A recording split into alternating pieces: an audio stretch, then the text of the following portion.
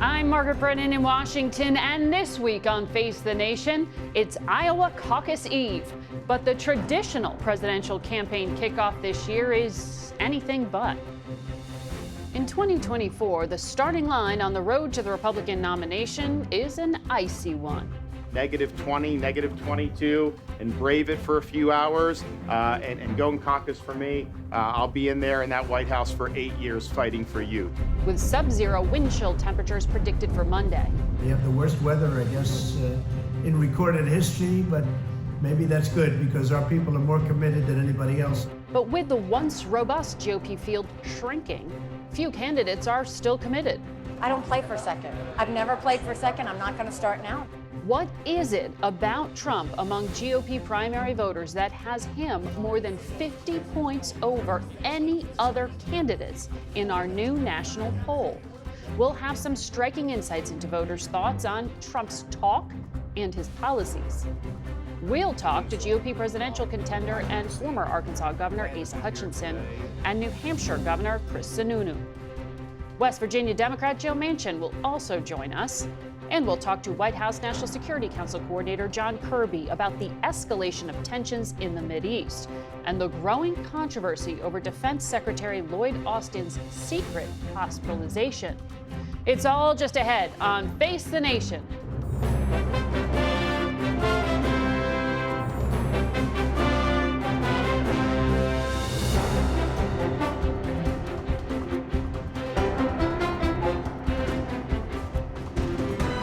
Good morning and welcome to Face the Nation.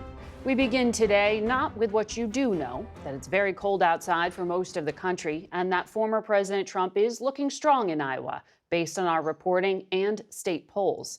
We want to instead look at the bigger picture that all three top GOP contenders begin the year with a lead over President Biden in our CBS News poll.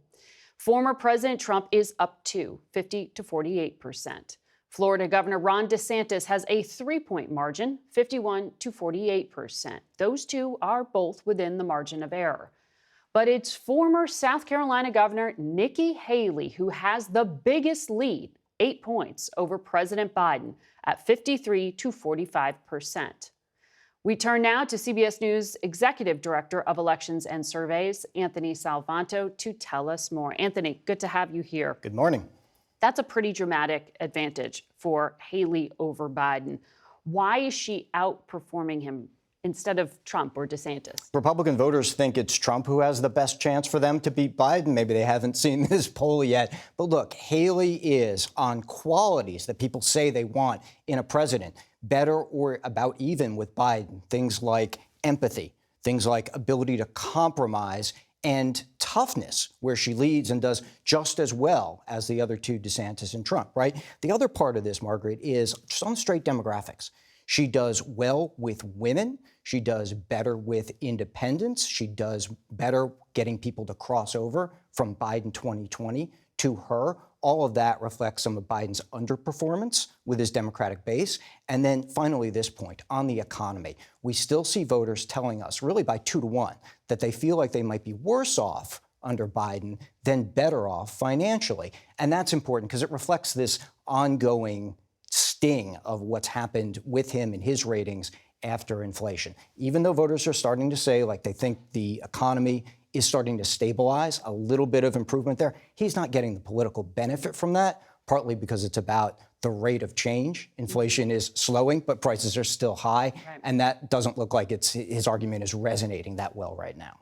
But voters may not see this hypothetical head-to-head matchup because your poll found President Trump with his biggest lead among GOP primary voters nationwide thus far this cycle, 55 points.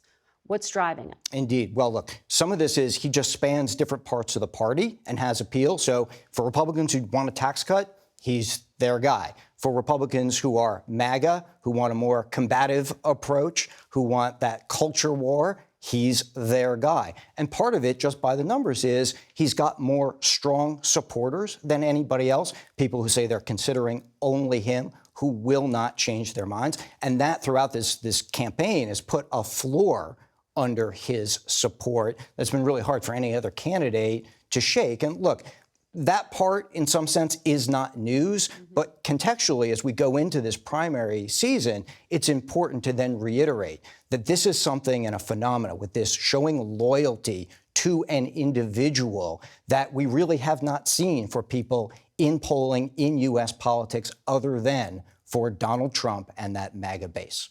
So what about the content of what he is saying and his platform? I mean, he constantly says, I am your retribution, for example.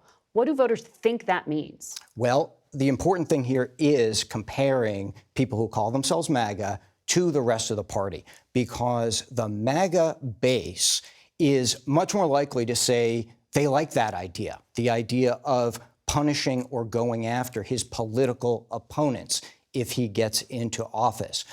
These are the kinds of things that get the other campaigns to talk about authoritarianism, things that are potential threats to democracy. But in the eyes of the MAGA base, they bought the narrative that the election was stolen. They want to see pardons for the January 6th rioters. And all of that means to them that they've had something taken from them, and they're trying to push back against it. And Donald Trump is their vehicle for that. He's channeling something there. Yes. But what about rhetoric like his remarks that immigrants are poisoning the blood of our country? A majority of Republicans say they agree with his statements. And we looked at it both ways. When we told them Donald Trump said it, even more agreed with it, so he has that effect. But they agreed with it anyway, even when we didn't note that Donald Trump had said it. And look, that's important because it also speaks— That's tremendous. It is. And I think it speaks not just to issues with the border, but also to larger issues of race in this campaign. And I'll point it out this way. When we ask people what they think of diversity efforts in the U.S., the people who feel that diversity efforts in the U.S. have gone too far are overwhelmingly voting for Trump. The people who feel that they haven't gone far enough are overwhelmingly for Biden. And that tells you what that role of race is in the campaign. And that's an important dynamic, but not just when we look at the strong Trump support, but what sets up one of the key narratives going forward in the 24 campaign.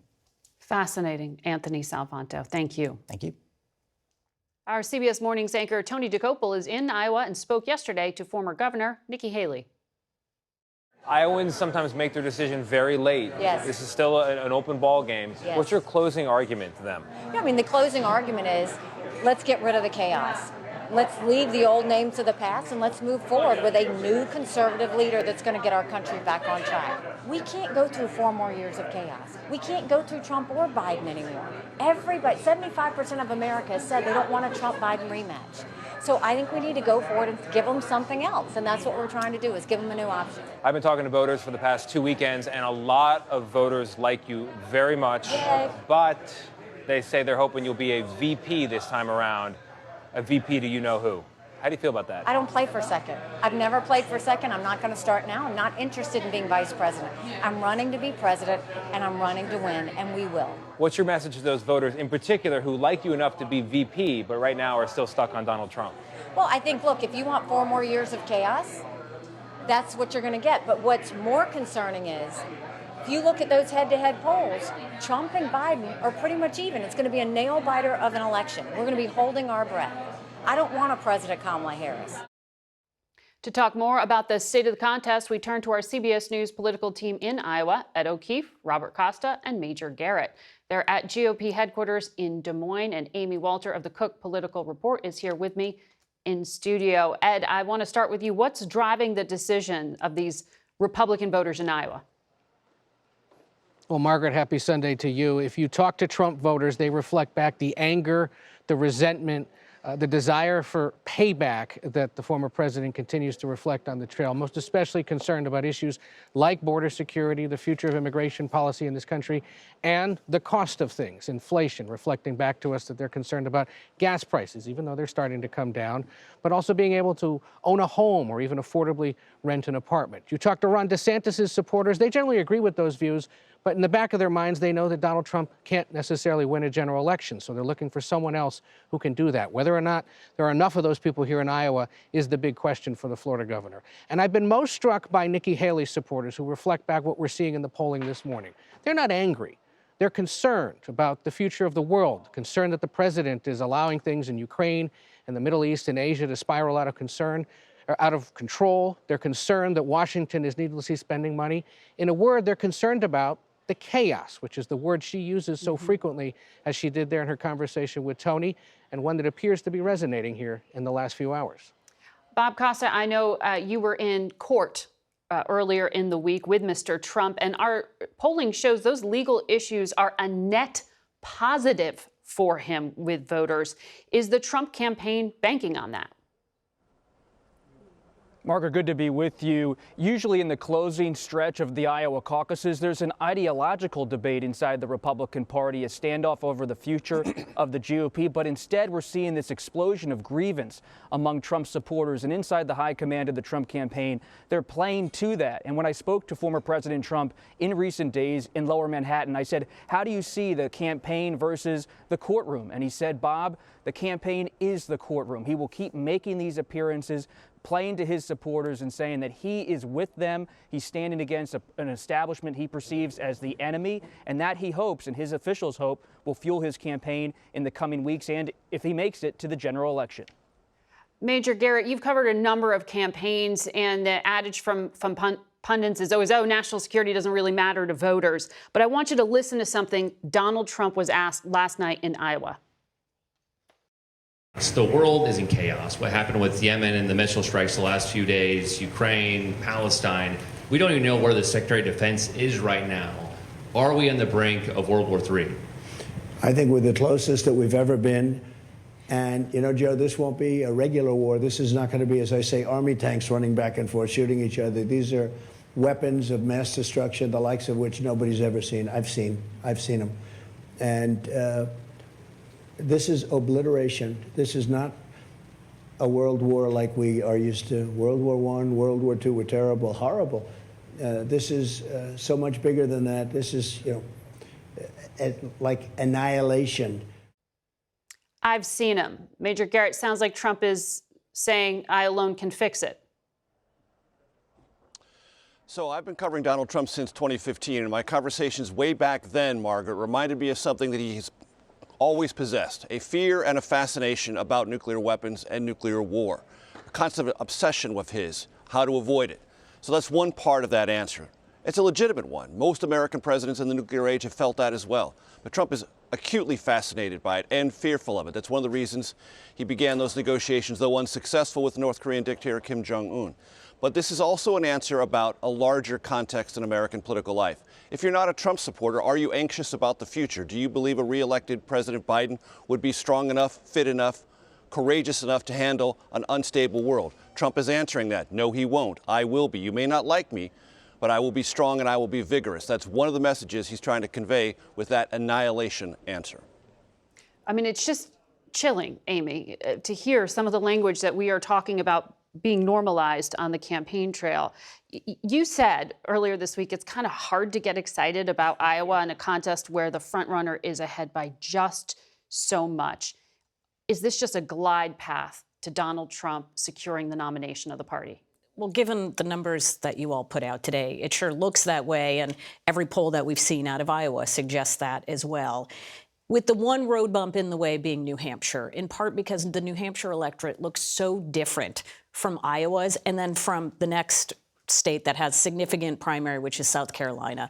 There you have, in those two states, more evangelical, more conservative Republican. New Hampshire, more independent voters.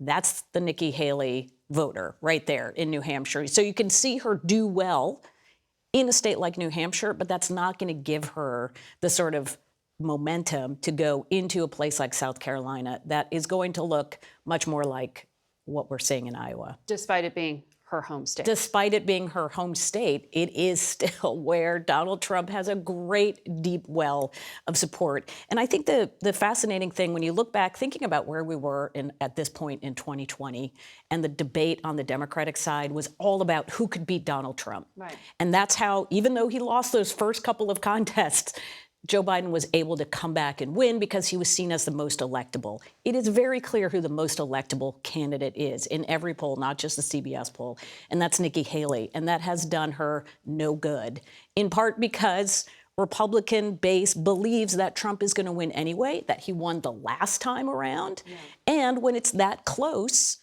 which it was in 2020, it's just going to take a few thousand more votes to put it in Trump's direction. Ed O'Keefe, you cover the Biden White House. Does the Biden campaign believe they have a problem?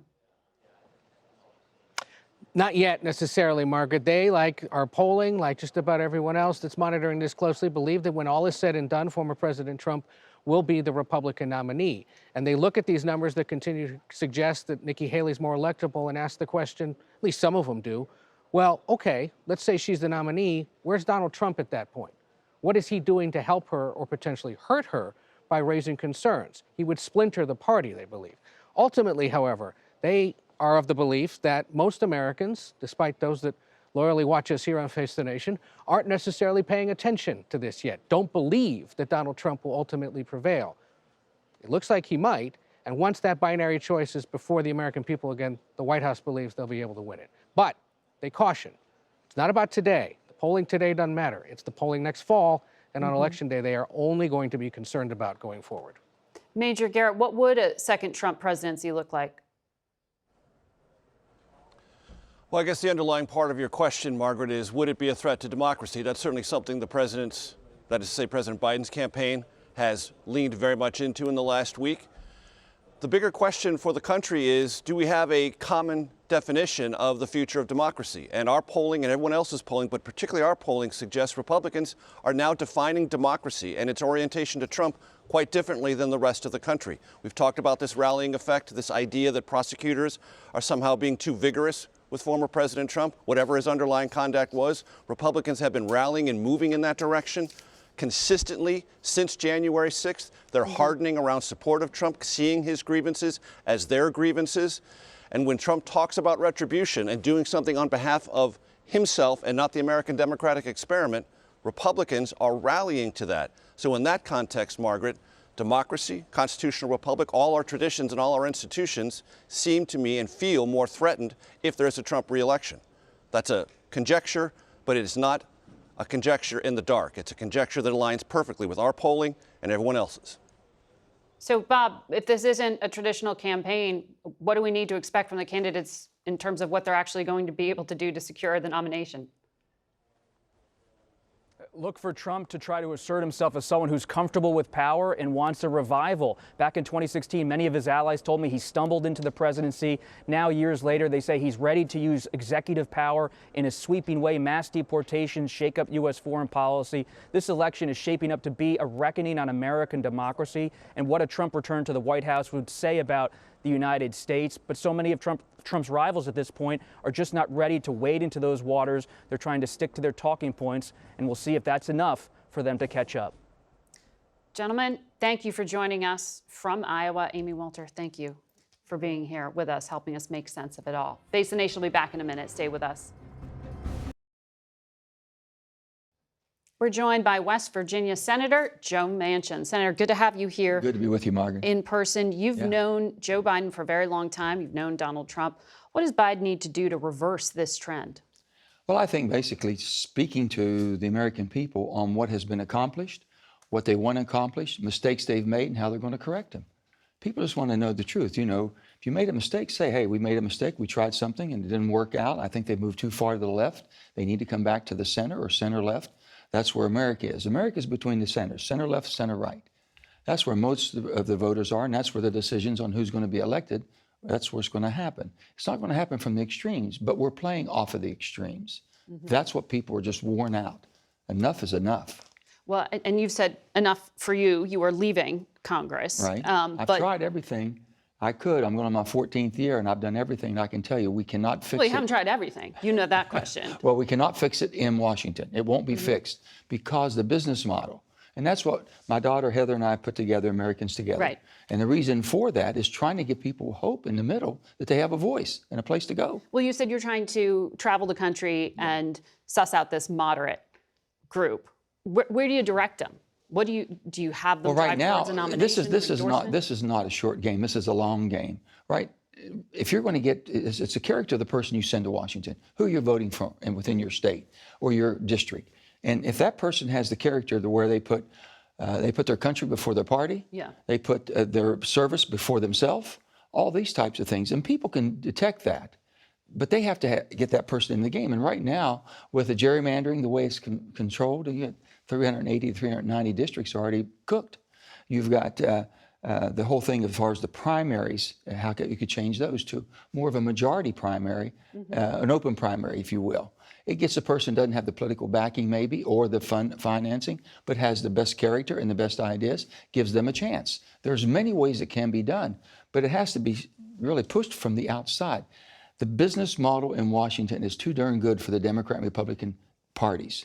They're doing too good, they're getting rewarded for bad behavior, and too much money's coming in. You're trying to push President Biden towards the middle. Love to. You've said he's been pulled so far to the left, to the extreme left, as far as liberal, makes no sense at all. It's not the person we thought was going to bring the country together. That's pretty harshly critical of Well, him. I mean, vote it's for him? constructive criticism. Let me make very clear. I love my country too much to vote for Donald Trump. I love my country too much, and I think it would be very detrimental to my country. I want to make sure that people have a choice, but also understanding the person with a character and this and that. So we have to see what happens on Super Tuesday. I think by then you're going to know who's in the game, where we stand. By March, and you expect more candidates to enter the race? I think that we'll find out. You just have to find out what's going on. If there's a movement for third party, I think is what you're asking about. Can that movement make a difference? I'm not going to be a spoiler, never have been and never will be. But people want options or they want change. So you got to see what comes. And by then, I think things will hopefully sort itself out. So you're not closing the door on running yourself? You get asked this question all I'm the going to time. do everything I can to save my country. And I'll do whatever it takes. I'll help whoever, and I'll support whoever that I think can best help this country come back to the common sense, sensible middle, which is center left, center right working together with a majority. You can't govern from the extremes. You said the president could fix mistakes. What's the mistake you think he's making? I think the border. The border has to be fixed. And you know what? If Congress, there are talks in the Senate to do just that. I know. Are you on board with what the White House Margaret, is I agree proposing? with you. We were told before Christmas, we're going to stay here and get this done. And all of a sudden, okay, you can go home now because we're getting some language done now. We're writing, putting pen to it. We're going to come back, and as soon as we come back, that was last week, we'll have something. Now, this is the second week. This is the greatest crisis we're facing right now is the border, and it's dangerous. And if Congress cannot do its job because the perfect is the enemy of the good, it's just not perfect enough for the Democrats or Republicans, or it's gone too far or not far enough, the president has to step forward and declare an emergency. I don't believe there should be any more paroles at the border until we can get a handle on what's going on. And it's just extremely bad right now. We have to take a break, but I want to follow up on what you just said, because I think you just said the president needs to take executive action. So let's let you finish that thought on the other side of this commercial break. Stay with us. The Nation is brought to you by Charles Schwab. Own your tomorrow.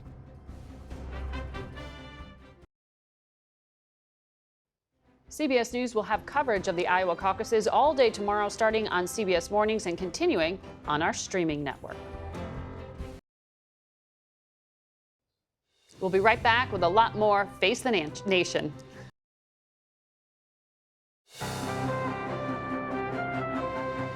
Welcome back to Face the Nation. We want to pick up where we left off with Senator Manchin. Senator, before the break, you were saying you think the president needs to do more on the border. The president did say this weekend he wants to make major changes. He has negotiations going on. Are you saying put aside that deal and just take an executive action? Put a deadline. If it doesn't happen this week, this is such a crisis, and it's a dangerous crisis at the border. The president might have to take executive actions, declaring a crisis, national crisis, and national crisis at the border, and do what needs to be done to shut that border down and secure it until we can get a handle, or until the legislature can come to an agreement. But leaving it open, thinking that we're all going to be kumbaya and it's all going to come together, is not the prudent course to take, I believe. So you think he needs to get more directly involved? Because this is what Republicans say has to get done to unlock Ukraine and Israel and Taiwan aid. I'm just saying by the crisis at the border is the greatest crisis we face in America, the dangerous crisis that we're facing now. And I believe very strongly that border needs to be secured, and to secure it, close it down if you can't get a pathway that legislature agrees on. I think this week would be a deadline, because we were told before Christmas it would be done. We were told come back, it would be done. Now the second week of coming back and it's still not done, and who knows? You are on the Armed Services Committee. As of this morning, Secretary of Defense is still in the hospital. Right. We learned this week he's receiving treatment for prostate cancer. He's been in the hospital since January 1st. The president didn't find out about the cancer diagnosis until we were told January 9th. Right. A Democratic Congressman, Seth Moulton, former Marine, says this is a breakdown in the chain of command. Austin should be fired. Do you agree? There's definitely been a breakdown. We need to find out more on the facts. We will this week. We're supposed to be briefed on that this week to find exactly what happened. But let me just say, my prayers are with Lloyd Austin and his family for his speedy recovery and full recovery. Here's a man who's dedicated his entire life to the defense of our country. If a mistake was made, we can fix that. Was there a breakdown and basically we were left rudderless? I don't believe so, but we'll find out. Decisions can be made later, but you don't change right now, and you don't throw a person out that has dedicated his entire life and done a good job of giving everything he has to it. He said he made a mistake. He shouldn't have done it. Okay? President Biden said it was a lapse in judgment. Most certainly. But in terms of national security, the fact that there seems to be this confusion or lack of communication with the White House by the Pentagon, does that trouble you? Well, let me just say this. We saw the attacks on the Houthis back. Okay, that's been a coalition being put together. That took coordination. Somebody's still operating, okay, even in this lapse that we see. But before I'm going to draw fire on that or make a decision, I want to see the rest of the facts. And is corrections being made? And has it been there for some time and it just happened to come up at this time when a person who's very private made a mistake, thought he had a very simple procedure, or it wasn't as serious as it turned out to be. So we can fix all that. But here again, his health and well-being is what I'm most concerned about, and his dedication to our country. I think we owe something to make sure we have the facts before we put politics. Politics is always going to go for someone's head, always does. And this toxic atmosphere is what people don't like anymore. Yeah. So just have some civility to how we handle ourselves and our concerns we have for people. We are definitely for civility. Senator, you're welcome back anytime. Thank you, Margaret. We'll be right back. Today marks 100 days since Hamas led a brutal attack on Israel. Our Charlie D'Agata reports on the growing conflict in the Middle East. Just days after the massive U.S.-led Red Sea assault involving American F-18 fighter jets and British Typhoons taking off from Cyprus, Houthi militants carried out drills in Yemen yesterday, less a serious military flex than a show of defiance. Former Major General Amos Yadlin was the head of Israel's military intelligence and a former fighter pilot who flew several missions behind enemy lines. I have a suspicion that it's not enough, to destroy the capabilities. It may affect the intentions. The very escalation the U.S. had sought to avoid, a direct military confrontation with Iranian-backed adversaries. 4 months into this conflict that started over the tiny strip of land that is Gaza has now expanded to a more global arena, including here on the Red Sea. Retaliation for weeks of Houthi attacks on commercial ships in solidarity with Palestinians in Gaza. 100 days into that war, the fight rages on. Almost 24,000 people have been killed, according to Hamas health officials, many children among them. Winter now piling misery on the hundreds of thousands of displaced residents, hungry, and aid agencies say some facing starvation. Amid growing international condemnation that the toll is too high, Israeli officials say the world needs reminding. Hamas started this fight.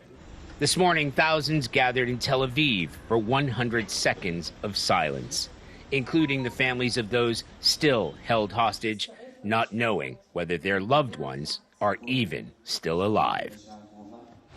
Amid increasing pressure for even a temporary ceasefire, Margaret, Israeli Prime Minister Benjamin Netanyahu addressed the nation last night saying, "We will continue this war until the end. We're on a path to victory, and we won't stop until we achieve victory."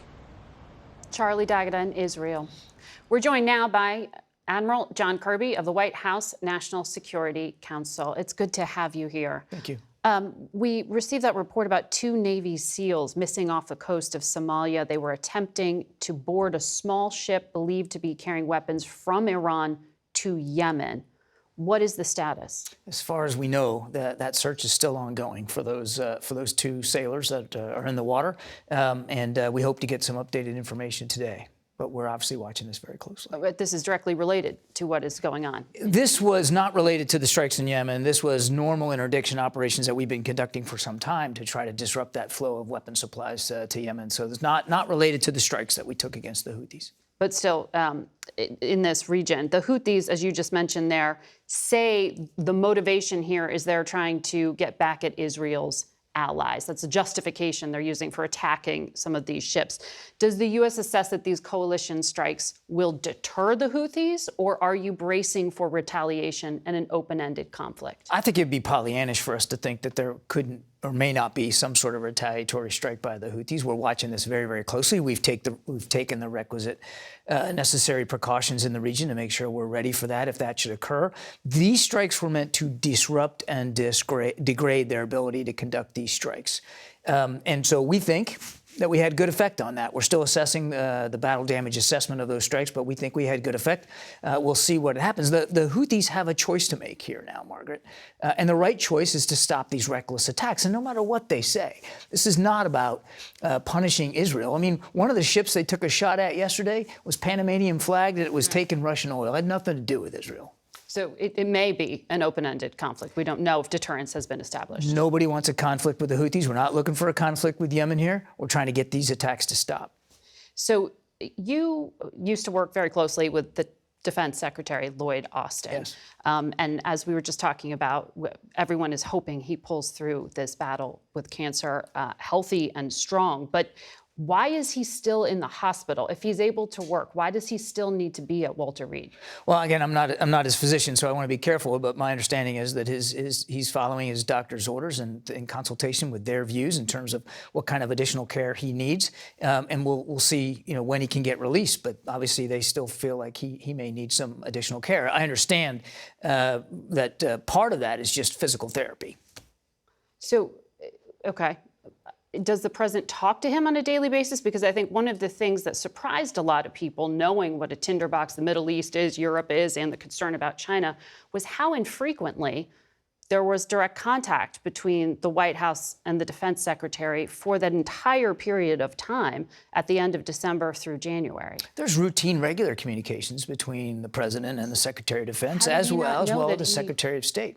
And normally, like for instance, some of the strikes we took on Christmas Day, Christmas night, and then a few days later were pre-approved. Secretary Austin was part of that discussion. He was part of the discussion from his hospital room when we took these strikes against these Houthi sites just a couple of nights ago. I mean, he's actively involved and engaged. And I think it's important for people to remember that the cabinet officials don't have to sit and talk every single day to make every decision. A lot of the work that gets done in national security is done at the staff level. Right, but there is a chain of command here. Of course there is. And the is. commander-in-chief didn't know that his defense secretary was this ill. And that's a problem. And the president has spoken to that. That is not the way it's supposed to be. It's certainly something we need to get more answers to. And the Pentagon's investigating this, and we'll see what comes out of that. But that is not the way the process is supposed to work. That is right.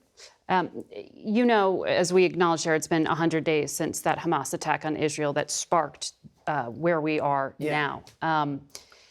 Does the U.S. need to press Israel harder to move into the low-intensity conflict they say they intend to move towards? I can tell you, and Secretary Blinken just came from the region, that we have been talking to them intensely about a transition to low-intensity operations. We believe it's the right time for that transition, and we're talking to them about doing that. Now, they have done some precursory steps to try to kind of get to that point. They're pulling some troops out. They're relying a little less on airstrikes.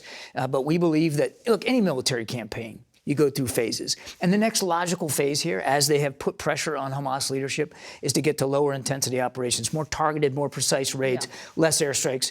We believe it's time to make that transition, and we have had that conversation with them. Time to make that transition because it's now a detriment to U.S. national security to be giving them cover for this long? Because it's the right thing to do in this military campaign against Hamas. They have put pressure on leadership. They have gone after that leadership. They have been able to go after some of the resourcing and infrastructure that Hamas uses to conduct these attacks. We're not saying saying let your foot up off the gas completely and don't keep going after Hamas. It's still a viable threat. They have every right and responsibility to go after that. It's just that we believe the time is coming here very, very soon for a transition to this lower intensity phase. Right.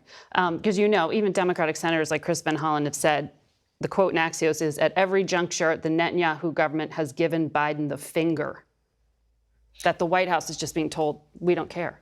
We have had intense conversations with the Israelis. We know that those conversations have had effects, Margaret. I mean, they went into North Gaza with a much smaller force than they were originally planned to because we gave them some advice about what our experiences were in places like Mosul and Fallujah.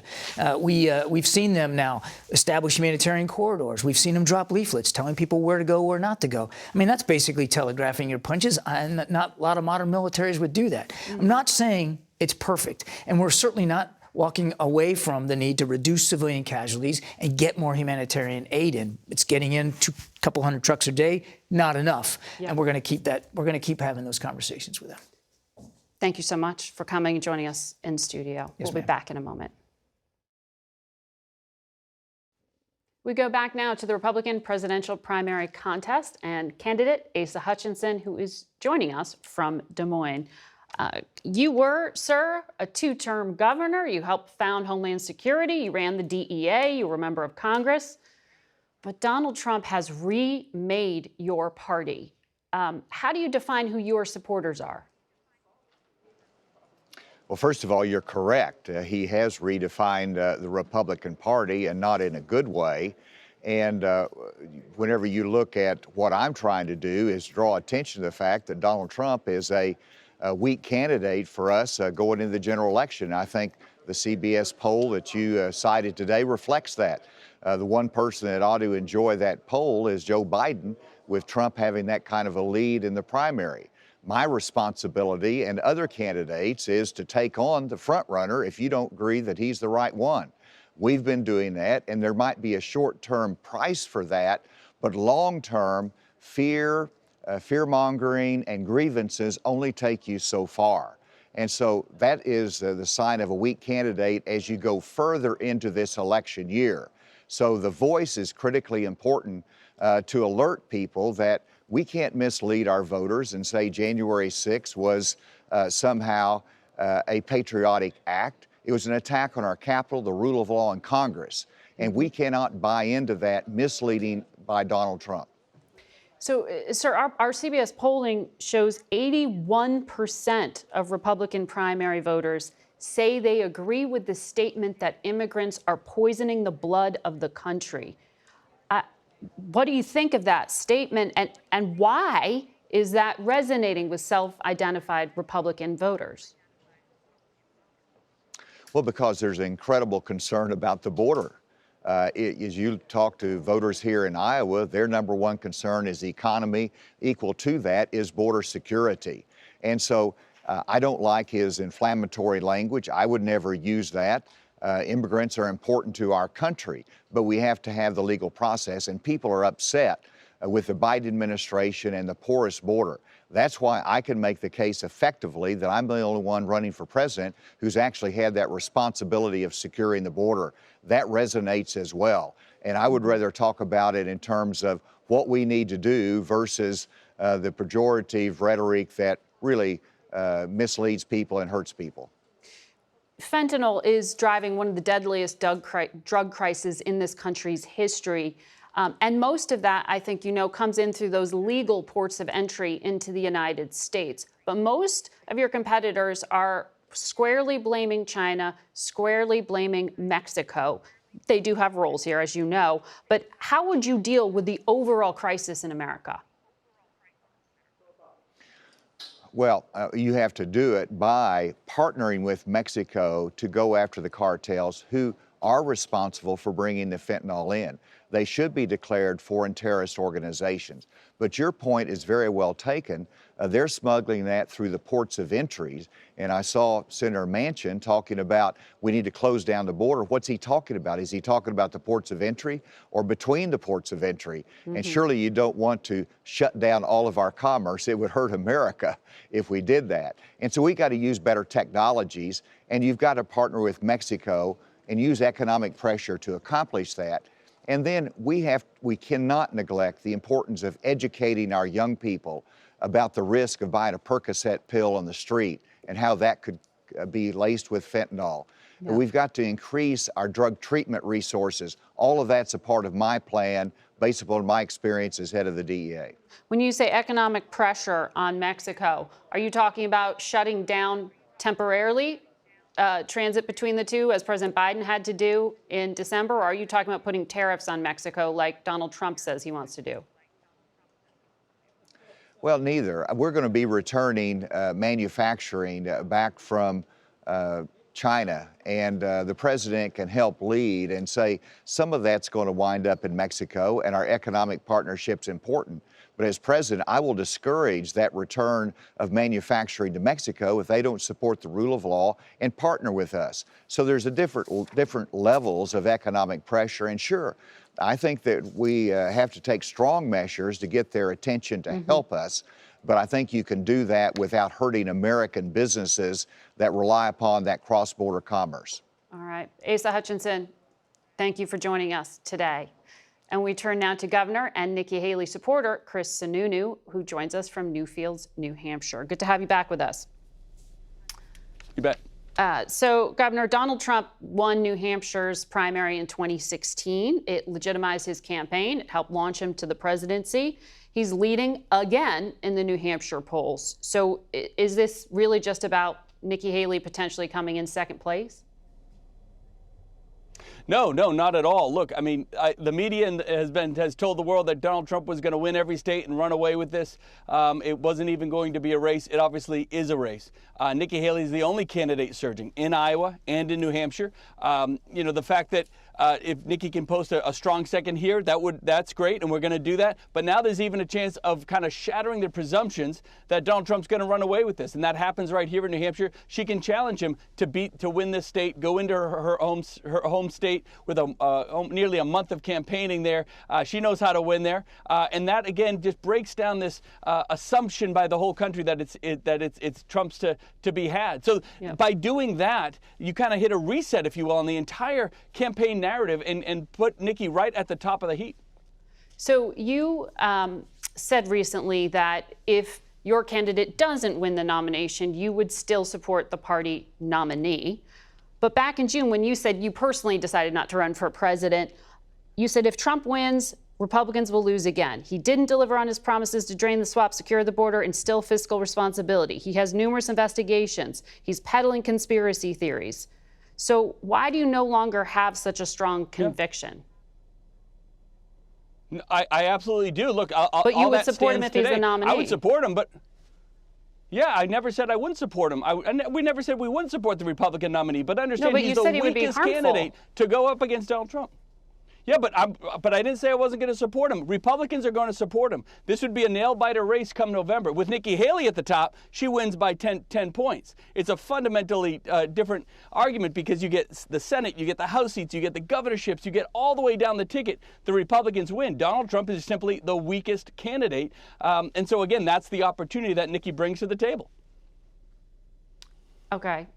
I'm sorry, you're saying you would still support the weakest candidate even though it would hurt your party in down ballot races just to be consistent? No, Margaret, we're talking about the general election here. Yeah. Trump versus Biden, right? You think I'm going to vote for Joe Biden? With what he's done to this country, with what he's done with inflation and crushed middle American families? I think Trump's the weakest nominee and would have a tough time beating Biden for sure. But we're going to support the Republican nominee. But at the end of the day, that's why Nikki Haley's surging. That's why so many people are getting behind. That's why, again, you can I tell the folks in Iowa and New Hampshire, you can sit on the couch and wait to see what happens, or you can go caucus for Nikki Haley in Iowa. You can make sure you vote in New Hampshire. The higher the voter turnout, the better chance there is of defeating Donald Trump. And that happens. Don't wait for a court case. Don't wait for external factors that aren't going to happen. That's going to happen at the ballot box. And that's the opportunity over the next 10 days to turn this entire narrative around that Trump's just going to run away with this thing. Nikki's the opportunity for the Republican Party. So 2022 was the most dangerous year for overdoses in New Hampshire since 2017, which was the same year Donald Trump called your state a drug-infested den. What do you think on the serious matter of addiction in this country? What is happening in your state that has had addiction specifically now with fentanyl only continue to be a problem through these administrations? Well, yeah, again, you're looking at small data. Since 2017, fentanyl-driven deaths in this country have exceeded 60% increase. We've gone down. We've actually gone down. And our numbers will be lower than 22 even again this year. So our model is actually breaking the national trends. Our model is one where we provide rural access to care. We're not just pumping more money into old systems. We've rebuilt our entire system around it. We used to be one of the number one, number two in terms of drug and fentanyl-driven deaths in the country. We're now around 23, 24. So again, we have a lot of work to do. The entire country does. But understand the entire country has skyrocketed where we've actually gone down and broken that mold. I think we have a terrific model here. It's working. It's going to take time. You then implement that around mental health services as well. You implement that around all the other services. The majority of services in this country are focused on the inner cities. It's wrong. It's not the best way to do it. You have to have that rural access to care, especially around fentanyl and overdoses and xylazine, all these other new drugs that are kind of coming onto the market. We've been on the forefront of that stuff. Governor, we wish you luck with that. Thank you for your time this morning. We'll be right back. That's it for us today. Thank you for watching. For Face the Nation, I'm Margaret Brennan.